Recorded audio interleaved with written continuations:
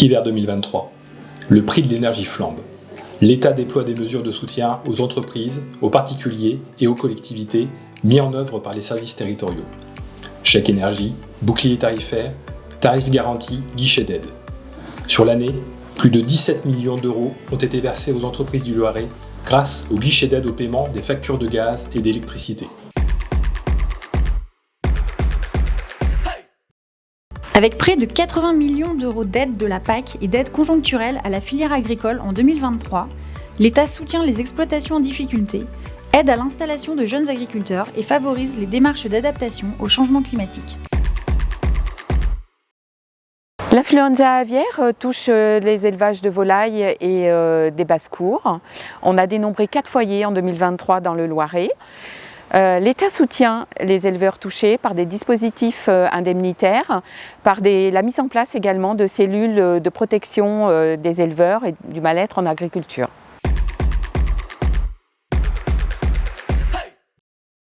L'État renforce les services de proximité. 22 France Services et 23 permanences maillent le territoire départemental pour accompagner les Loiretains dans leur démarche. La fréquentation des France Services est en hausse de 30% par rapport à 2022 et 98% des usagers se disent satisfaits du service rendu.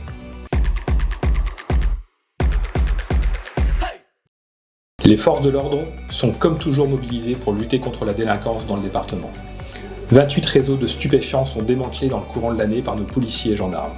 2 tonnes de drogue et 1,3 million d'avoirs criminels sont saisis. La réponse de l'État face aux émeutes de juin 2023 repose sur 2 thématiques, sécurité, prévention. Sur le plan sécurité, dès le mois de novembre 2023, nous avons affecté 10 policiers supplémentaires au commissariat de Montargis. Et ce plan sécuritaire est complété par des opérations de lutte anti-drogue place nette, où des compagnies de CRS sont venues, à travers des opérations coup de poing, démanteler plusieurs trafics de l'agglomération montargoise. Et le deuxième pilier porte sur la prévention, où, à l'initiative de la préfète du Loiret, dès le mois d'octobre 2023, nous avons engagé un vaste plan baptisé Attracticité, qui vise à mobiliser à la fois l'ensemble des services de l'État et des collectivités pour faire plus, pour faire davantage au service des habitants des quartiers prioritaires de Montargis et de Chalette, que ce soit dans le secteur de l'éducation, de la culture, du sport, de la santé, de la prévention. Donc c'est une réponse globale et massive en faveur de ces quartiers.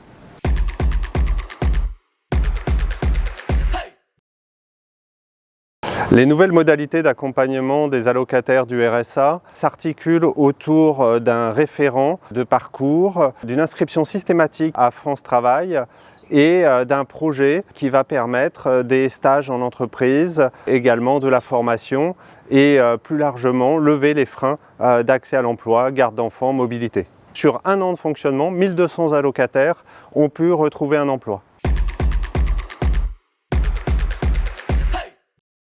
L'État s'engage pour faciliter l'accès aux soins et soutenir la formation. La convention constitutive du Centre hospitalier universitaire d'Orléans est signée fin 2023. Plus de 500 000 € sont investis par l'État pour la création, l'extension et la réhabilitation de centres de santé durant l'année. 7 communautés professionnelles territoriales de santé permettent désormais de couvrir la totalité du département. Et avec 23 infirmiers exerçant en pratique avancée, le développement des compétences est soutenu. En 2023, 8 millions d'euros sont engagés par l'Agence nationale de la rénovation urbaine dans le Loiret pour le renouvellement urbain.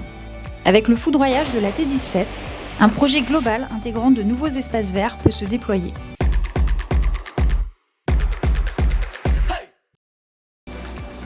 L'État s'engage pour renforcer l'offre de transport et verdir les mobilités. 190 millions d'euros sont investis pour le Loiret au titre du contrat de plan État-région signé en 2023. Plus de la moitié des déplacements en France font moins de 5 km.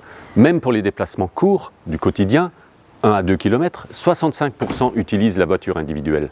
Alors pour faire du vélo une alternative attractive, l'État accompagne les collectivités dans l'élaboration de plans de mobilité active, de schémas directeurs cyclables avec le programme A-Vélo, et aussi dans la réalisation des infrastructures avec le Fonds Mobilité Active. Par exemple, en 2023, l'agglomération montargoise a été lauréate du programme Territoire cyclable. Elle bénéficiera d'un accompagnement pour le développement d'infrastructures cyclables sur 72 km et sur une période de 6 ans, avec un cofinancement État de 50% pour près de 6 millions d'euros. En 2023, les 21 entreprises lauréates dans le Loiret du programme France 2030 reçoivent 46 millions d'euros d'aide de l'État pour réindustrialiser le territoire, développer les technologies d'avenir et encourager la transition écologique.